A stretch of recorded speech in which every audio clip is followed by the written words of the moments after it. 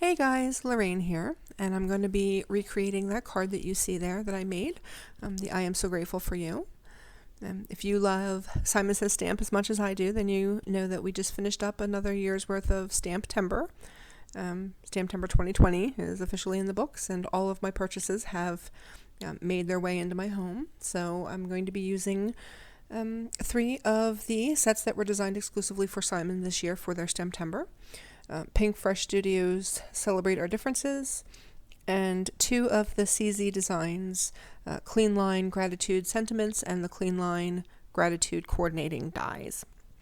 I am making a 5x7 card here today. I tried using this stamp set on a slim line and an A2, and I just didn't like the way that it looked, so for me it looked better on a 5x7 card. So using my Tonic Studio Tim Holtz stamping platform, I do have a piece of heavy weight white cardstock placed in there.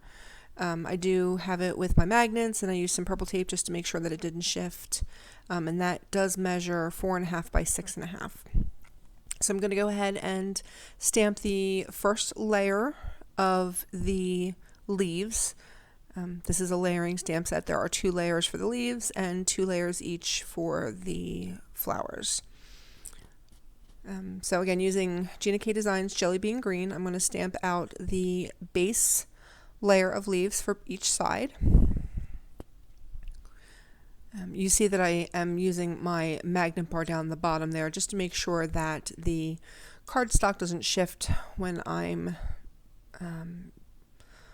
repositioning my stamps and putting my layers down.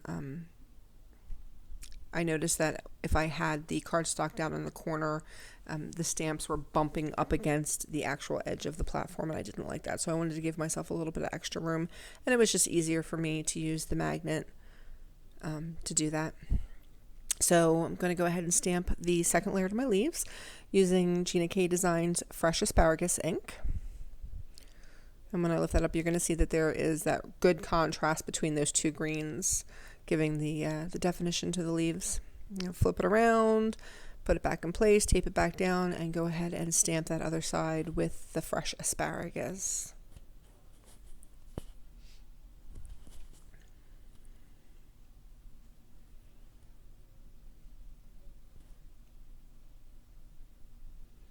Okay, clean off my stamp, and then I'm going to go ahead and line up the first layer of the flowers. I did notice with this stamp set that I had a little bit of difficulty lining up the layers. The more I practiced with it, the better I got, but at first it was kind of wonky, so I had to try it a couple of times, but I think I got the hang of it the more I did it. I'm going to go ahead and stamp this first layer in Gina K Designs Peach Bellini ink. And I will do that on this side and then go ahead and rotate it and stamp that on the other side.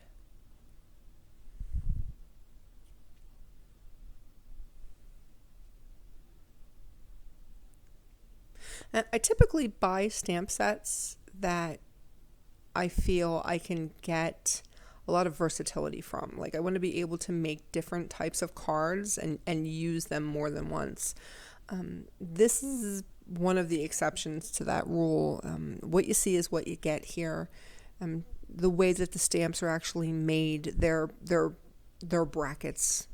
They're brackets for the corner of the card, and that's pretty much all you're going to get out of this. So if you had purchased that stamp set, that's probably all that you're going to be able to do with it. But I thought it was a very pretty stamp set. So I did want to get it because I thought it would make really good sympathy cards, birthday cards, miss you, thinking of you cards. I thought I could put a lot of different sentiments on it. So that is the reason in which I bought it. I'm going to go ahead and stamp the last layer to the flowers, and I'm going to use another Gina K Designs ink, Tomato Soup. And again, you're going to get that really bright contrast between the first layer and second layers in both the greens and the pinks. So I really kind of like that.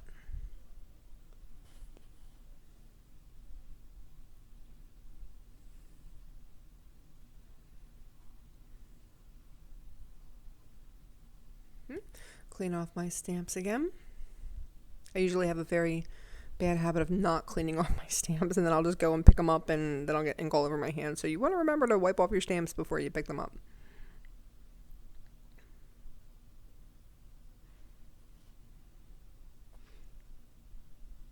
And I'm just sizing it up to make sure that my layer is going to fit. And you do see that I have those 2 ovals cut out of my green layer. I do like to conserve my cardstock.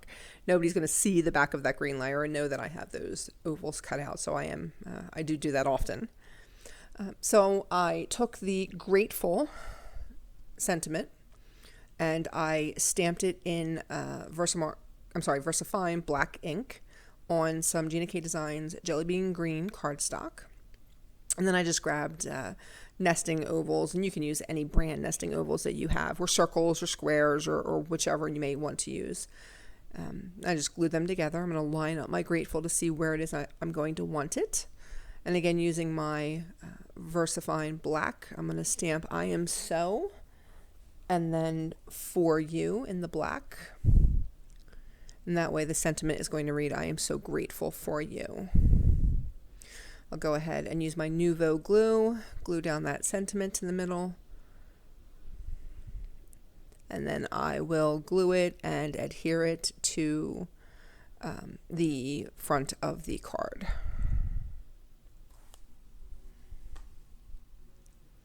And I think this is right around where my granddaughter decided to come in the room, and she does like watching me make cards, and she makes cards herself. She's 6, my sweet little Riley.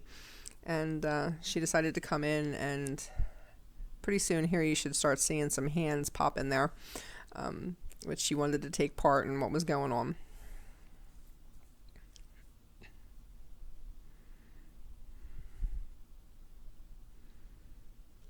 Okay, make sure that's all stuck down. Go ahead and put some more tape on there. And again, you can cut out the middle of those cards and nobody's ever going to know. I'm going to go ahead and adhere that to my white card base. And again, my white panel on the top was 4.5 by 6.5. My green layer was 1/4 inch bigger, so 4 3/4 by 6 3/4. And then the white card base was 5 by 7. Oh, there she is. Decided to stick her little hands in there. Going to go ahead and make that where I want it. And the good thing about using the liquid glue is that it does give you a little bit of wiggle room. So if you need to inch it up there like I did on the right side, then you got some time to do that. So then I'm going to go ahead and take a couple different colors of Nouveau drops, and I used metallic auburn pearl and also copper penny. And I just put some dots in the surrounding areas of the flowers just to, make it a little more interesting. I didn't really have a rhyme or reason, just kind of wherever I felt that I wanted them. Most times I will only use one color of the Nouveau drops, but in this case I kind of like the two since there were 2 colors in both the flowers and the leaves. And when you use those Nouveau drops, it is good to go ahead and either drop it or tap it, and that kind of flattens those drops out so you kind of don't have those peaks, make more of the round circles like the enamel dots. But there we have it, the 2 cards that I made. I am so grateful for you.